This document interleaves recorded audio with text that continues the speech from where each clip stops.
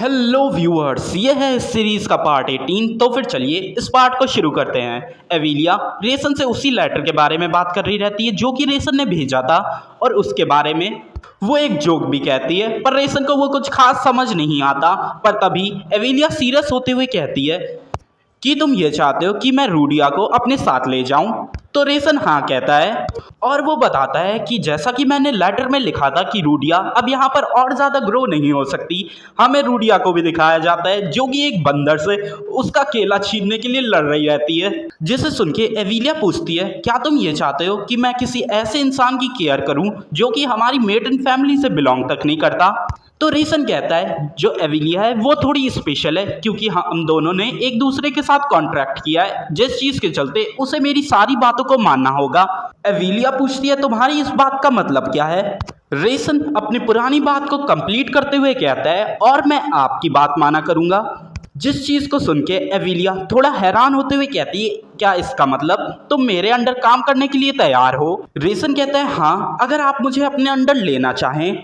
इसे सुन के एविलिया रेसन से एक सवाल पूछती है कि आखिरकार तुम इतने सालों में कर क्या रहे थे। जिस चीज़ को सुन के रेसन हैरान हो जाता है, और फिर वो सोचता है ये सही है कि मैं एक मेज की तरह बिल्कुल भी ग्रो नहीं हुआ हूँ, क्योंकि एक साल पहले जैसा मेरा माना था बिल्कुल अभी भी वैसा का वैसा ही है, वो बिल्कुल भी ग्रो नहीं हुआ।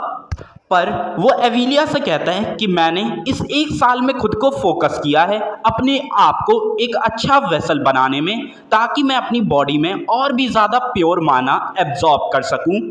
एक वेसल का नाम सुन के एविलिया थोड़ी हैरान होती है, तो रेसन उसे और भी अच्छे से समझाते हुए कहता है जो मैजिक कॉम्बैट टेक्निक है और ट्रांसेंडेंट माना है, उस चीज़ के चलते मेरी बॉडी पे हद से ज़्यादा ही प्रेशर पड़ता है। इसी वजह से मैं अपने आप को ऐसा वेसल बना रहा था जो इन दोनों के ही प्रेशर को संभाल पाए। रेसन और कुछ कह पाता उससे पहले ही एविलिया चिल्लाते हुए रेसन को बुलाती है, जिससे रेसन चौंक जाता है। और एविलिया रेसन से सवाल करते हुए पूछती है तुम्हें क्या लगता है कि मैं कौन हूँ। तो रेसन जवाब देते हुए कहता है कि आप प्योर ब्लडेड मेटन हैं, जो कि बेस्ट कैंडिडेट है पेट्रियार्च बनने के लिए, जो कि मैजिक के पाथ पे चलती हैं। पर तभी एविलिया रेसन की बात को बीच में ही काटते हुए कहती है कि मैं तुम्हारी बहन हूँ, मैं इस चीज़ को नहीं पूछ रही कि तुम्हारा माना इन सालों में क्यों नहीं बढ़ा, बस मैं इतना पूछ रही थी आखिरकार तुम इस पिछले एक साल में कैसे थे। जिन बातों को सुन के रेसन मन में सोचता है शायद से मैंने सिस्टर को तो कुछ ज़्यादा ही मिसजज कर लिया, शायद से मैं वो पहला बंदा हूँगा जिसने सिस्टर को लेटर सेंड किया होगा एक फैमिली मेंबर के तौर पे। फिर रेसन एविलिया से डिनर का पूछते हुए कहता है कि आप मेरे साथ क्या डिनर करेंगी एक फैमिली मेंबर की तरह। तो एविलिया भी मान जाती है, और रेसन कहता है मैं आपको फ्लावर्स भी दूंगा जो कि इस सीज़न खिले हैं, वो कुछ ज़्यादा ही ब्यूटीफुल है। और इसी के साथ हमारा सीन शिफ्ट होता है और हमें रात का सीन दिखाया जाता है, जहाँ पर रेसन को किसी की आवाज़ सुनाई देती है जो कि कह रहा रहता है कि मुझे अच्छे से याद है कि तुम एक साल पहले कैसे थे, तो फिर अब तुम मुझे दिखाओ कि तुम कितना ग्रो कर चुके हो। जिस चीज़ को सुन के रेसन अचानक से ही उठ जाता है, और वो कहता है क्या मुझे अपनी ग्रोथ को प्रूव करना है। तभी रेसन हैरिया को बुलाता है, जिससे कि वो पूछता है क्या तुमने भी इन बातों को सुना। तो हैरिया इस चीज़ को कंफर्म करते हुए कहती है कि मैं इस चीज़ का ध्यान रखूंगी कि मैं आपको जल्दी उठा दूं ताकि आप 6 बजे जा सकें, और मुझे नहीं पता कि ये टेस्ट कितना लंबा जा सकता है, तो फिर मैं आपके लिए सारी इमरजेंसी के राशन और पानी स्टोर कर दूंगी। पर तभी रेसन एक सवाल पूछता है तुम्हें क्या लगता है कि ये टेस्ट कैसा होगा। हैरिया जवाब देते हुए कहती है मेरे हिसाब से ये टेस्ट कुछ ऐसा होगा जो कि आप पहले एक साल पहले तो बिल्कुल नहीं पार कर पाते। जिसे सुन के रेसन भी हामी भरता है, और नरेटर हमें बताता है इस टेस्ट से हमें पता चल जाएगा कि रेसन एक साल में कितना ज़्यादा बदल चुका है। अब हमें सुबह का सीन दिखाया जाता है, जहाँ पर रेसन किसी से सवाल पूछते हुए कहता है कि आप क्या अच्छे से सोए। तो वो इंसान जवाब देते हुए कहता है तुम तो अभी कुछ ज़्यादा ही अच्छे मूड में लग रहे हो, क्या तुम्हें पता चल गया है कि तुम्हें करना क्या है। तो रेसन कहता है हाँ, क्योंकि वो भी तो एक टेस्ट का पार्ट था, और हमें दिखाया जाता है वो और कोई नहीं एविलिया रहती है। और उसके भी अलावा मुझे इस टेस्ट से ये भी प्रूव करना है कि मैं पिछले साल से कितना ज़्यादा स्ट्रांग हो चुका हूँ, और शायद से ये टेस्ट कुछ दिनों तक चलेगा और बिना सारे फैमिली के मेंबर्स को डिस्टर्ब किए हुए। मेरे हिसाब से ये टेस्ट सिर्फ एक ही जगह पे हो सकता है। तो एविलिया पूछती है तो फिर तुम्हारे दिमाग में क्या जवाब आया है? रेसन जवाब देते हुए कहता है मेरे हिसाब से ये टेस्ट पॉइजन गॉब्लिन को हंट करने का होगा जो कि बेरॉन माउंटेन्स पे है। जिस चीज़ को सुन के एविलिया खुश होते हुए अपना हाथ आगे बढ़ाते हुए कहती है हाँ तुम एकदम ही सही हो, तो फिर क्यों ना अब हम लोगों को चलना चाहिए। रेसन एविलिया का हाथ पकड़ते हुए पूछता है उससे क्या हम लोग अपने साथ हैम्पटन को भी ले जा सकते हैं?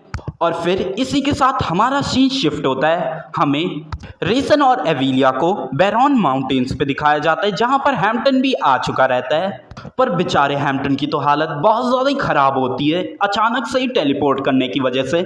और सिस्टम विंडो से हमें पता चलता है कि फ़िलहाल रेसन बेरॉन माउंटेन्स के रेड पाइन फॉरेस्ट में है।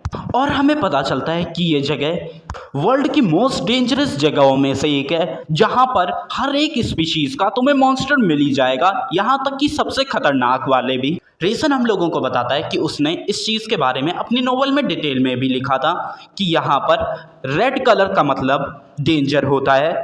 और वो एविलिया से पूछता है क्या आप सिर्फ खड़ी होकर देखेंगे ही? तो एविलिया जवाब देती है कि जब तक तुम मरने की कगार पे नहीं पहुंच जाते। जिसे सुन के रेसन मन में सोचता है इसका मतलब चाहे अगर मेरा एक हाथ या फिर पैर भी अलग हो जाए तो भी ये मूव नहीं करेगी। पर तभी चलते चलते हैम्पटन रेसन को एक साइन दिखाता है जिसपे दूसरी लैंग्वेज में लिखा रहता है कि ये जगह पॉइजन गॉब्लिन्स की है, तो फिर यहाँ पर बहुत ज़्यादा ही खतरा है, आगे मत जाइएगा। फिर सीन शिफ्ट होता है, हमें थोड़े टाइम बाद का सीन दिखाया जाता है जहाँ पर बेचारा हैम्पटन पूछता है यंग मास्टर हमें और कितना आगे जाना है? जिस पे रेसन जवाब देता है बस थोड़ा दूर और। तो हैम्पटन जिसके कि चल चल के बिल्कुल ही बुरे हाल हो चुके रहते हैं वो कहता है 1 घंटे पहले भी आपने यही लाइन कही थी। पर तभी रेसन रुकते हुए हैम्पटन से कहता है कि अब वो जगह आ चुकी है, उस चीज़ को यहाँ पर फैला दो। रेसन को ऐसा करता देख के एविलिया मन में सोचती है कि मुझे लगा था कि रेसन ने हैम्पटन को खुद के साथ इस वजह से रखा है क्योंकि वो पॉइजन से डरता है। और हमें दिखाया जाता है कि रेसन कोई अजीब ही चीज़ फैलवा रहा रहता है। एविलिया मन में सोचती है कि रेसन अकेले तो पूरे गॉब्लिन के ग्रुप को ख़त्म नहीं कर सकता, इसी वजह से मैंने सोचा था अगर रेसन उनमें से कुछ को भी मार पाता है तो फिर बाकी लोगों को मैं खुद ही ख़त्म कर दूंगी। पर लगता है यहाँ पर कुछ और भी ज़्यादा इंटरेस्टिंग चीज़ होने वाली है। पर तभी रेसन कहता है बस इतना काफ़ी है, और वो हैम्पटन से पूछता है क्या तुम इन पेड़ों को चढ़ सकते हो? पर बेचारा हैम्पटन थोड़ा एम्बैरस होते हुए कहता है कि अगर मैं पूरी तरीके से कोशिश करूं तो फिर हाँ। तो रेसन कहता है इस चीज़ को जाने दो, तुम मेरी पीठ पे आ जाओ, मैं तुम्हें जल्द से जल्द ऊपर पहुंचा दूंगा। और रेसन हैम्पटन को पेड़ पे पहुंचा देता है और खुद भी वहीं पर ही रुक जाता है। जिसे ऐसे आराम से पेड़ पे चढ़ता हुआ देख के एविलिया मन में सोचती है कि इसकी जो मूवमेंट्स हैं वो पहले से कुछ ज़्यादा ही हल्की हो चुकी हैं। और हमें पता चलता है कि एविलिया ने फिलहाल अपनी स्टेल्थ स्किल का इस्तेमाल कर रखा है। पर तभी रेसन ने जिस चीज़ को फैलाया था उसे सूंघ के एक बड़ा सा गॉब्लिन का ग्रुप उनकी तरफ उसी साइड आने लगता है। जिस चीज़ को देख के एविलिया कहती है कि एक मेज कभी भी ऐसे तरीका का इस्तेमाल नहीं करता। जिसे सुन के रेसन कहता है कि मुझे आपके लिए एक मेज के तौर पे काम नहीं करना, बल्कि मुझे आपके लिए मेज से ज़्यादा स्पेशल बनना है। और इन्हीं लाइनों के साथ हमारा ये पार्ट एंड होता है। मिलते हैं आपसे अगले पार्ट में, और हाँ, लाइक कमेंट एंड सब्सक्राइब करना बिल्कुल ना भूलिएगा।